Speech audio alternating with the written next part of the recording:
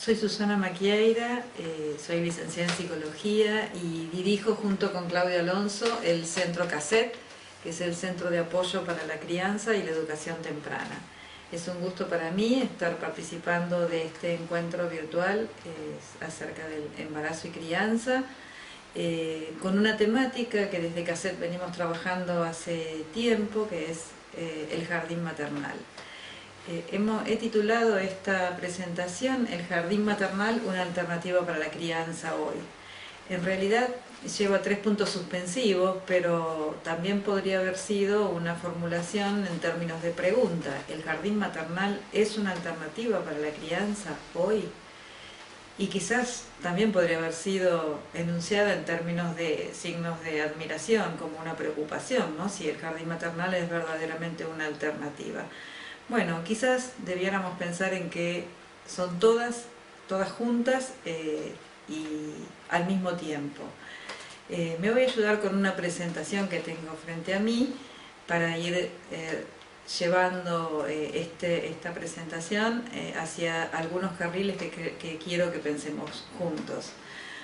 Ante todo quiero decirles que para nosotros el jardín maternal debe ser un derecho y no una obligación para los niños.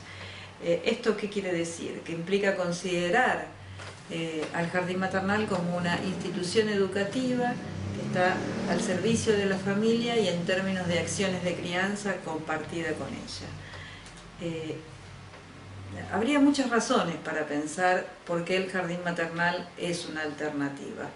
Algunas explicaciones las encontramos en el origen de estas instituciones.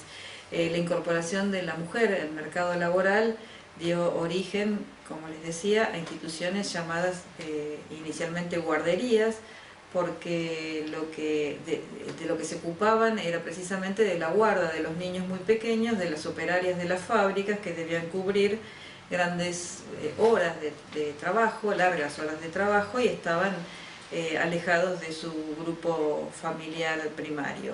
Por lo tanto, estas primeras guarderías daban respuesta a la incorporación precisamente de las mujeres al mercado laboral.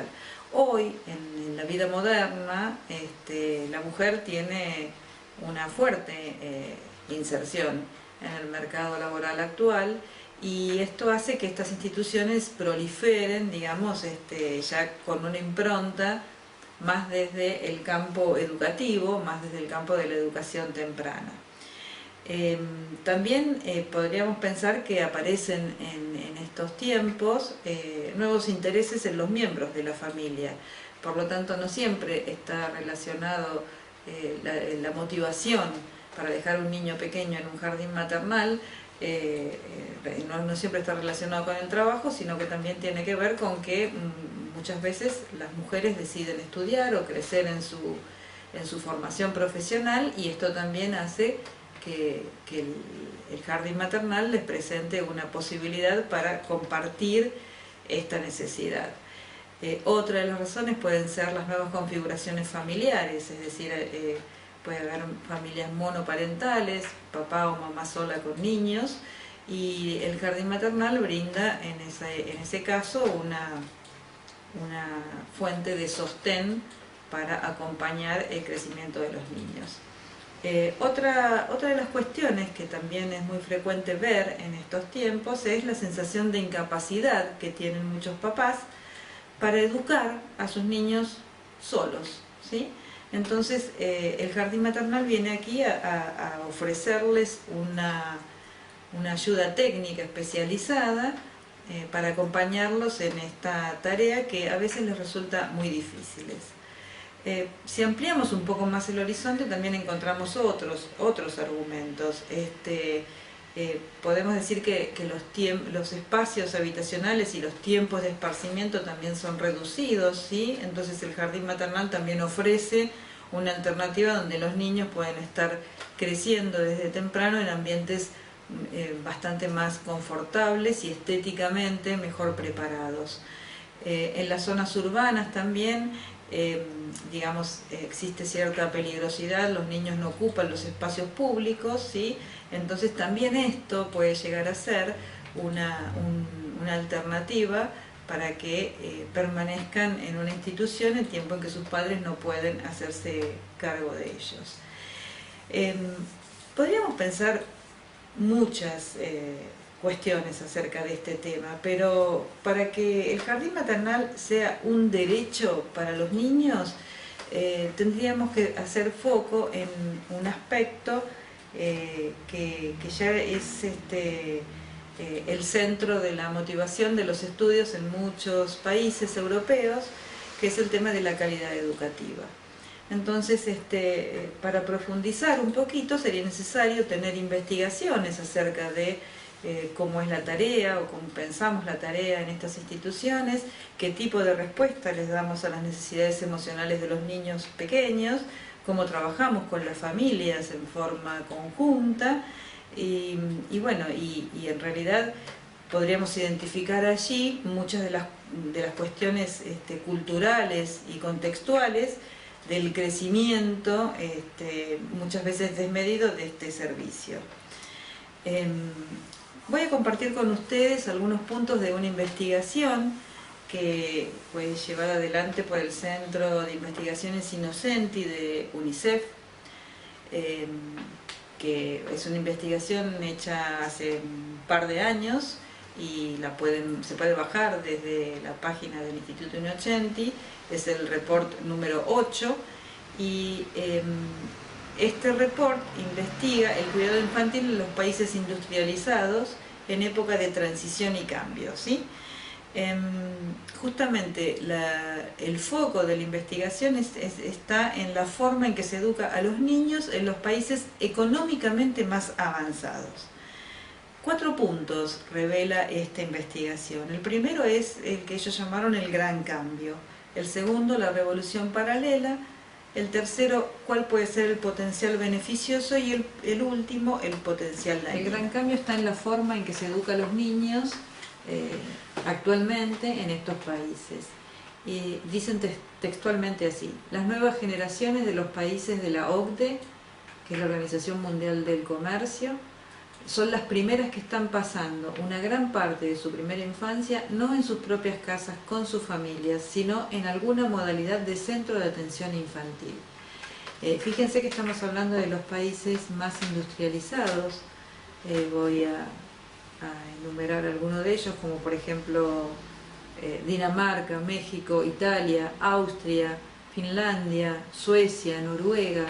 O sea, siempre estamos hablando de la franja de 0 a 3 y de países en los cuales hay cuestiones más culturales y contextuales que justificaron la creación de centros de atención infantil. Y hay una decisión, tanto familiar como social, de que estas instituciones funcionen para contemplar las necesidades de las familias, que no necesariamente tienen que ver con familias de riesgo social. El segundo de los puntos es la revolución paralela. Ellos llamaron la revolución paralela a las investigaciones neurocientíficas, a los aportes que nos proveen las neurociencias, y que precisamente están demostrando que las relaciones afectuosas estables, seguras y estimulantes con los cuidadores durante los primeros meses y años de vida son esenciales para todos los aspectos del desarrollo del niño. Bueno, entonces acá hay un punto importante que digamos, le da fortaleza a este primer punto que decíamos dónde está el gran cambio. Es que si nos basamos en los aportes que nos dan las neurociencias o que podemos extraer de estos estudios, sabemos que hay una secuencia de periodos sensibles para el desarrollo del cerebro y que la estimulación debe darse en esos periodos y que son en la temprana infancia, ¿sí? También habla de la importancia de las relaciones de dar y recibir con los cuidadores, la función del afecto como base para el desarrollo intelectual y emocional, el fomento creciente de la percepción del niño como sujeto. Este es un avance, digamos, interesante para pensar que el niño desde temprano es considerado una persona, como diría Winnicott. Otro de los puntos es las formas, dentro de esta revolución paralela, dice que las neurociencias nos muestran que las formas que se puede dañar el cerebro por estrés, puede trastornar su arquitectura, ¿sí? O sea, en realidad está diciendo que el estrés infantil, que también es un desarrollo bastante nuevo, puede dejar marcas serias en los primeros años de la vida si los vínculos tempranos no son satisfactorios para el niño. También va a hablar de la importancia vital de las interacciones tempranas con los miembros de la familia, ¿sí? Este punto también nos va a permitir desarrollar los otros dos, que es el potencial beneficioso y el potencial dañino. ¿Por qué llama potencial beneficioso? Dice, lo que es más importante, la educación y los cuidados durante la primera infancia, también ofrecen a las sociedades una oportunidad para tratar de seguir reduciendo de forma considerable pobreza, desigualdad y desventaja. O sea, tener estas instituciones nos da la posibilidad de brindar igualdad de oportunidades para todos los niños en los primeros años de la vida, ¿sí?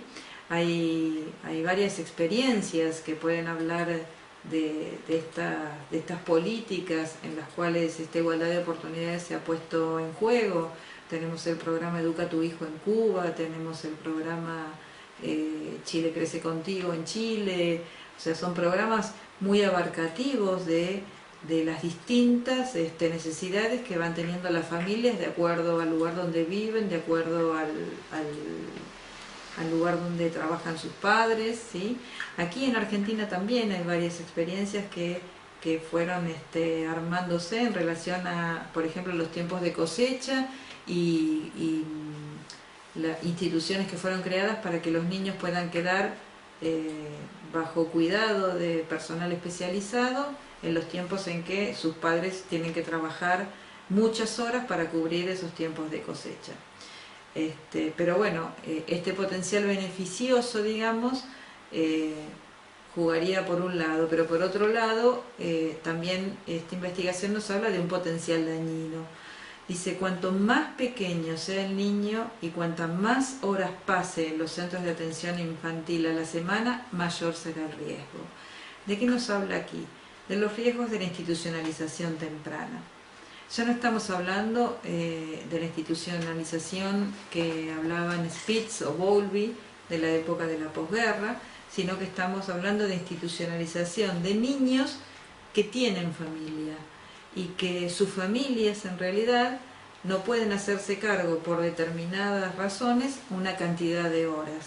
Pero si esa cantidad de horas excede las posibilidades que el niño tiene para separarse de ellos satisfactoriamente, aquí empieza a transformarse en un riesgo. Un bebé no puede pasar muchas horas en una institución sin sufrir de alguna manera alguna carencia en relación al vínculo con su familia, ¿sí? Y cuanto más enfoquemos esta posibilidad de ver cómo trabajamos con las familias, si es que es necesaria la institucionalización de los niños, menor será el riesgo que ellos corran en el armado de los vínculos tempranos. También dice que hay un amplio consenso en que el cuidado infantil en una etapa demasiado temprana y durante demasiado tiempo puede ser perjudicial. Bueno, como hemos visto, la investigación que les propuse abre varios focos, todos ellos centrados en los niños. La propuesta sería seguir pensando en estos puntos que hemos abierto, pensando qué elegimos para los niños, cómo entendemos sus necesidades emocionales y qué consecuencias podría tener en términos de riesgos la institucionalización temprana de niños tan pequeños. Para cerrar estas reflexiones que me propuse compartir con ustedes, voy a mencionar solamente un viraje importante en términos de modelos de socialización. La socialización de niños muy pequeños, hace muchos años, mejor dicho, no tantos años, comenzaba a los 3 o 4 años. el jardín de infantes empezaba a esa edad. Por eso podríamos hablar de socialización sucesiva, es decir, en un reparto de responsabilidades entre la familia y la institución educativa. Los niños aprendían en su casa las primeras habilidades, ¿sí? O sea, los niños aprendían a comer, a dormir, las habilidades, las cuestiones básicas las aprendían con su familia, con sus modelos, que en el contexto de la familia y reproduciendo de alguna manera tradiciones que las familias tenían para la enseñanza de estas primeras cuestiones. Por eso decíamos una socialización sucesiva, porque luego a los 3 o 4 años, al incorporarse a una institución educativa, había una suerte de enriquecimiento de estos primeros aprendizajes en términos de lo que es esperable para socializarse con otros niños. Hoy no estamos hablando a partir de la existencia del jardín maternal, vamos a estar hablando de una socialización simultánea, es decir, una socialización que desde muy temprano nos imprime esta necesidad de trabajar en forma conjunta con las familias, porque los niños ya no aprenden algunas cuestiones en casa y luego las socializan con sus pares, sino que aprenden a comer al mismo tiempo, en casa y en el jardín, aprenden a dormir en casa y en el jardín, aprenden a lo que es compartir desde quizás tiempos muy precoces para este tipo de aprendizajes, es decir, la grupalidad temprana impone al niño ciertos requerimientos del orden emocional que son de una gran exigencia quizás para la construcción de un aparato psíquico saludable. Bueno, con estos conceptos me despido de ustedes, entendiendo que este aporte pueda colaborar para poder pensar instituciones de una calidad educativa que nos permitan sostener lo que les dije hace unos minutos atrás, que el jardín maternal debe ser un derecho y no una obligación para los niños pequeños. Muchas gracias por su atención.